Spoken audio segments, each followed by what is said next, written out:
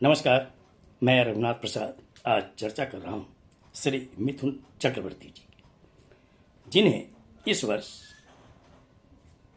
बॉलीवुड का सबसे बड़ा पुरस्कार जो इस देश का है, दादा साहब फाल्के पुरस्कार से सम्मानित किया गया। श्री मिथुन चक्रवर्ती साहब युवावस्था में जब वो 28 वर्ष के थे तो देश में उस वक्त 1968 के आसपास नक्सलवादी आंदोलन चल रहा था। श्री चारू मजुमदार साहब का, कानू सान्याल साहब का, जनरल संथाल साहब का, उस आंदोलन में ये जुड़े हुए थे, मतलब कि एक्सट्रीम वामपंथी। बाद में चलकर जब नक्सलवादी आंदोलन कमजोर हुआ, बाद के दिनों में इनकी सिंपैथी मार्क्सवादी कम्युनिस्ट पार्टी या भारतीय कम्युनिस्ट पार्टी वगैरह के साथ में, मतलब कि वामपंथी दलों के साथ ही रही। जब पश्चिम बंगाल की राजनीति में अभ्युदय हुआ बहुत तेजी से सुश्री ममता बनर्जी जी का, तो ये इनके करीब हुए और ममता बनर्जी जी ने इन्हें राज्यसभा में भेजा। पता नहीं बीच में क्या हुआ, अचानक इन्होंने त्यागपत्र दे दिया राज्यसभा से और बाद में चलकर इन्होंने भारतीय जनता पार्टी ज्वाइन कर ली। कोई बात नहीं, सभी को अपनी विचारधारा के अनुसार, समय के अनुसार बदलने का अधिकार है। क्योंकि आजकल वो पहले वाली जमाना है नहीं कि जो कठोर समाजवादी होते थे वो हमेशा भुजा फाँक कर भी समाजवादी रहते थे, जो प्योर कम्युनिस्ट होते थे वो भुजा फाँक कर भी प्योर कम्युनिस्ट होते थे, जो स्वतंत्रता सेनानी थे कांग्रेस पार्टी के वो लोग भी एकदम देश के लिए, जनता के लिए काम करते। आज सभी लोगों का अपना अलग अलग कारण है पार्टी इधर से उधर करने का। तो मिथुन चक्रवर्ती जी ने भी ज्वाइन कर लिया बीजेपी को, कोई बात नहीं।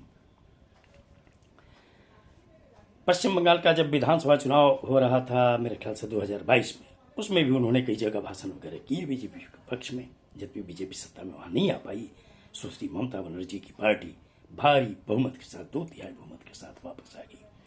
मिथुन चक्रवर्ती जी को लगा होगा कि उनके स्टारडम का फायदा बीजेपी को नहीं हुआ, तो उन्होंने भी धीरे धीरे सोचा कि जरा और कट्टरता अपनी विचारधारा में लाई जाए। मैं एक वीडियो देख रहा था, मैं आश्चर्य में पड़ गया, चूंकि कई दिनों से हल्का फुल्का देख रहा था, तो मैंने एक वीडियो में क्लिप को सुना। मैं क्लिप को सुनकर हैरत में पड़ गया कि इस देश में बॉलीवुड से बहुत से कलाकार राजनीतिक दलों में गए। सुनील दत्त इसके सबसे बड़े उदाहरण हैं। प्योर सेकुलर व्यक्ति जिन्होंने अमृतसर तक सद्भावना के लिए पद यात्रा की थी, वो केंद्र में युवा मामलों के और खेल मंत्री भी रहे। कितना शालीन व्यक्तित्व सुनील दत्त का रहा। मैं चर्चा करना चाहूंगा श्री विनोद खन्ना जी का। वो बीजेपी में रहे, सुनील दत्त साहब कांग्रेस में थे, राजेश खन्ना साहब कांग्रेस के सांसद रहे। कभी इन लोगों से इस तरह के भाषण की उम्मीद हम लोगों ने नहीं की, कभी।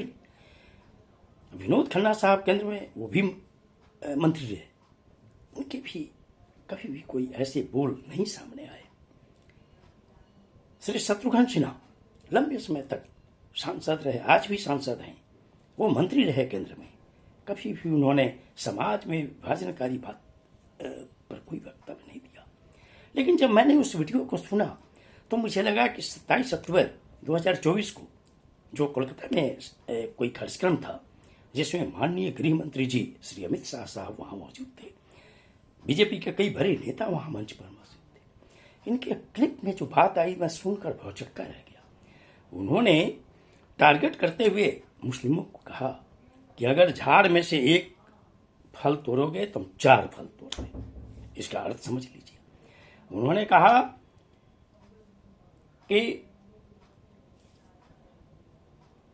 तुम्हें जो काटा जाएगा, अगर हम पर कुछ करोगे तो भागीरथी तो बहुत हमारी पवित्र नदी है, इसमें नहीं, तुम्हें अपनी जमीन में गाड़ देंगे। मैं तो उस क्लिप को सुनकर बहुत चक्का रह गया कि क्या ये वही मिथुन चक्रवर्ती जी जो कलाकार हैं, और कलाकार के मुंह से ऐसी भाषा, यह दुर्भाग्य है। आखिर इस देश को आप क्या देना चाह रहे हैं?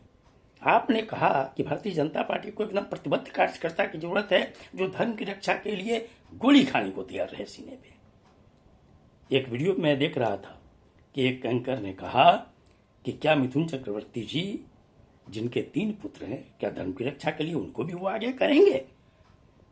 मैं अनुरोध करना चाहता हूं मिथुन चक्रवर्ती जी से कि कलाकार के मुंह से अमिताभ बच्चन साहब भी कांग्रेस से सांसद रहे, वो भी श्री हेमवती नंदन बहुगुणा साहब जैसे बड़े नेता को हराकर सांसद हुए थे। आज भी अब वो कांग्रेस में नहीं, लेकिन फिर भी उन्होंने कभी इस तरह की भाषा का उपयोग नहीं किया। श्री शत्रुघ्न सिन्हा, श्री सुनील दत्त, श्री विनोद खन्ना जैसे बॉलीवुड कलाकारों ने इस तरह की भाषा का उपयोग नहीं किया। आप क्यों इस बहाव में आ रहे हैं? अपने आप को बदलिए, पार्टी में रहिए बीजेपी में, लेकिन एक कलाकार सबके लिए होता है। आप धर्मनिरपेक्ष भावना की बात करिए और ऐसा करके आपने लाखों लाख समर्थकों को दुखी कर दिया है। इस बात पर भी आप विचार कीजिए। देश की अखंडता के लिए काम कीजिए और सामाजिक सद्भाव के लिए आप काम कीजिए। ये वीडियो आपको अच्छा लगा हो तो निश्चित तौर पर लाइक करें, शेयर करें। अब तक मेरे चैनल को आपने सब्सक्राइब नहीं किया, सब्सक्राइब करें, बेल आइकन को टच करें ताकि मेरे हर आने वाले वीडियो का नोटिफिकेशन आपको तुरंत मिल जाए। आप सभी लोगों के लिए शुभकामनाएं। धन्यवाद। जय